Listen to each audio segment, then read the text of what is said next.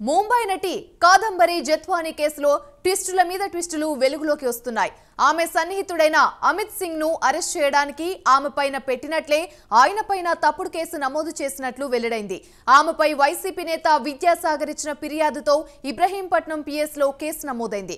ఆమెను దోషిగా నిలబెట్టడం కోసం ఫోర్జరీ డాక్యుమెంట్లను సృష్టించారు. అయితే ప్రస్తుతం ఈ కేసు దర్యాప్తు జరుగుతూ ఉండగా అప్పటి పోలీసులు నమోదు చేసిన మరో తప్పుడు కేసు వివరాలు బయటకొచ్చాయి. ఈ కేసు నమోదుకు పోలీస్ అధికారులు విజయవాడ పటమట పోలీస్ స్టేషన్ ను ఎంచుకున్నట్లు దర్యాప్తులో వెల్లడైంది.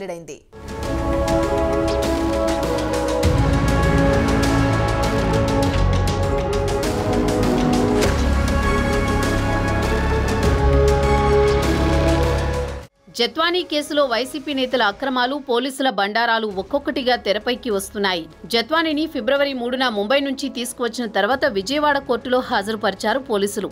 న్యాయస్థానం రిమాండ్ విధించడంతో జిల్లా జైలుకు తరలించారు. అనంతరం పోలీసులు వారిని 10వ తేదీన కస్టడీలోకి తీసుకున్నారు. 5 రోజుల పాటు కాదంబరిని విచారించారు. అరెస్టు సమయంలో ఆమెకు సంబంధించిన యాపిల్ ఫోన్లను స్వాధీనం చేసుకున్న పోలీసులు వాటిలో ఉన్న ఆధారాలను మాయం చేయడానికి పాస్వర్డ్లు చెప్పాలని జత్వానీని ఒత్తిడి చేశారు. అయితే ఆమె ఆ వివరాలు వెల్లడించలేదు. ఎంత ఒత్తిడి చేసినా ఆమె పాస్వర్డ్లు చెప్పడం లేదన్న విషయాన్ని పోలీసులు విద్యాసాగర్కు చేరవేశారు.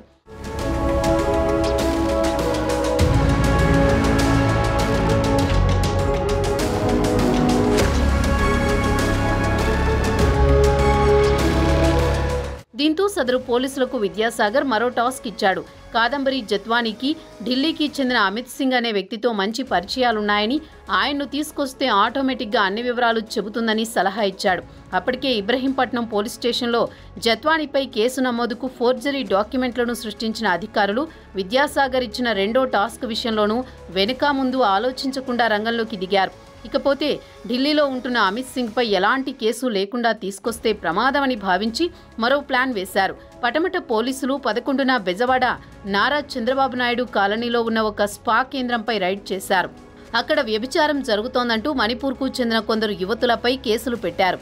ఇక ఆ స్పా సెంటర్ యజమాని తమాంగ్ను A1గా చేర్చారు. విట్టుడిగా పేర్కొంటూ A2గా అమిత్ సింగ్ను ఈ కేసులో అన్యాయంగా ఇరికించారు. వాస్తవానికి ఆయన ఈ సమయానికి ఢిల్లీలో ఉన్నారు. అయితే ఇబ్రహీంపట్నం కేసును సీక్రెట్గా ఉంచిన పోలీసులు స్పా కేంద్రంలో రైడ్ గురించి ప్రెస్ మీట్ పెట్టారు.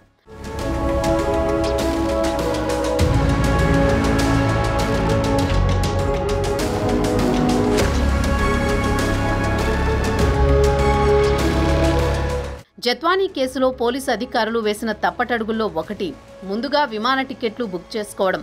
అదే తప్పు అమిత్ సింగ్ కేసులోనూ చేశారు. ఆమెపై ఇబ్రహీంపట్నం పిఎస్లో ఫిబ్రవరి 2న ఫిర్యాదు అందితే ముంబై వెళ్లడానికి 1వ తేదీనే విమాన టికెట్లు కమిషనర్ కార్యాలయం నుంచి బుక్ చేశారు. స్పా కేంద్రంలో ఫిబ్రవరి 11న సోదాలు నిర్వహించి వ్యభిచారం జరుగుతున్నట్లు కలరింగిచ్చిన పోలీసులు 10వ తేదీనే ఢిల్లీకి విమాన టికెట్లు బుక్ చేసుకున్నారు. వీటిని కమిషనర్ కార్యాలయం నుంచే బుక్ చేశారు. అమిత్ ఢిల్లీ అడ్రస్ను విద్యాసాగర్ నుంచి తీసుకున్న పోలీస్ బృందం ప్లాన్ ప్రకారం విమానంలో అక్కడకు వెళ్లారు. ఆయన ఆచూకీ దొరక్కపోవడంతో వెనుదిరిగి వచ్చారు. అయితే ఈ కేసు విషయంలో ఈసారి ఏ పోలీస్ అధికారి ఇరుక్కోబోతున్నారనే చర్చ పోలీసు శాఖలో అప్పుడే మొదలైంది. ఇబ్రహీంపట్నంలో జత్వానీపై నమోదు చేసిన తప్పుడు కేసులో ఐపీఎస్ అధికారులు సీతారామాంజనేయులు, కాంతిరాణా టాటా, విశాల్ గున్ని, డీఎస్పీ హనుమంతరావు, ఇన్స్పెక్టర్ సత్యనారాయణను సస్పెండ్ చేశారు. వీళ్లందరినీ ఈ కేసులో నిందితులుగా చేర్చారు. ఇంకొందరిపై విచారణ జరుగుతోంది. ఈ క్రమంలో పటమటలో అమిత్పై నమోదు చేసిన అక్రమ కేసు వివరాలు వెలుగులోకి వచ్చాయి. ఆ సమయంలో పటమట ఇన్స్పెక్టర్గా డిఎన్కే మోహన్ రెడ్డి ఉన్నారు. ఆయన ఆధ్వర్యంలోనే స్పా కేంద్రంపై దాడులు జరిగాయి. దీంతో ఆయన కూడా సస్పెండ్ అవుతారనే టాక్ వినిపిస్తోంది.